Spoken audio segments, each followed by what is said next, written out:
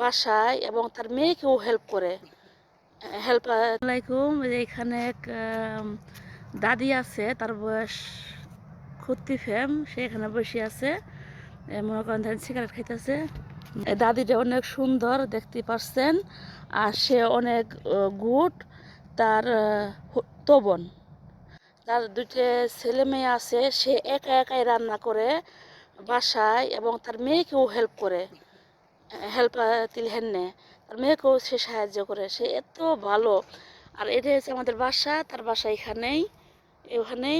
আর সে অনেক কঠিন পরিশ্রম করে এবং সে এখানে বসে বসে দেখেন কত স্মার্ট, কত সুন্দর, তার হাসিটাও অনেক সুন্দর। আমি তাকে বললাম যে তোমার বয়স কত, সে বলল আমার 75 বছর। এবং তাকে দেখে মনেই হয় না, সে অনেক কাজকাম করে, ঘরে রান্না করে, ঘর গোছায় এবং তার মেয়ে থাকে অন্য বাসায়। আন্দ্রা লেগে নেয় দিন দতার, তার মেয়ে অন্য বাসায় থাকে। দেখেন সে কত সুন্দর, স্মার্ট, অনেক সুন্দর। হেই বাংলাদেশ। হ্যাঁ, সে অনেক সুন্দর এবং দেখেন সে সিগারেটও খা। আর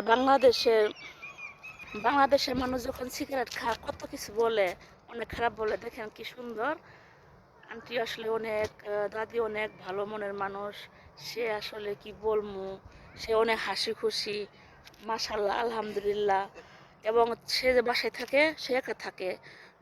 হুরুমঙ্গারুম ফিরারুম, তার 3টে রুমও আছে। সে একটা বাসায় একলাই ইস্তাদা করে, মানে ঝাড়ু মোছা করে, সবকিছু করে। হ্যাঁ, আউট সে কাপড় চোপড় সব ধোয় এবং সব কিছু সে পরিষ্কার করে। মেয়ের বাসায় রান্না করে। বাংলাদেশে বুড়া বুড়ি হইলে কিছুই করতে পারে না, রান্নাও করতে পারে না, খাইতেও পারে না। কত খুশি, হ্যাপি। সবাই ভালো থাকবেন, সবাই ভালো থাকবেন। এই তো